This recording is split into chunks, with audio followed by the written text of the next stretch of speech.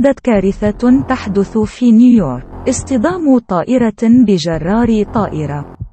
تسحب السيارة الطائرة في مطار لاغوارديا إلى بوابة الإقلاع. فجأة تقوم السيارة باستدارة حادة إلى اليمين وتسحب الطائرة معها. لا يمكن للطائرة التحكم في زخمها، فتصطدم بالسيارة بقوة وتدفنها تحتها. في اللحظة الأخيرة قام السائق ببط رأسه، وإلا لكانت الطائرة ستقطع رأسه.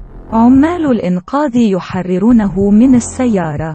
لم يصاب الرجل بأذى وتم نقله إلى المستشفى لمزيد من التقييم. تم استبدال الطائرة وأخذها للإصلاح. يتم الآن فحص كيفية وقوع هذا الحادث في إجراء داخلي.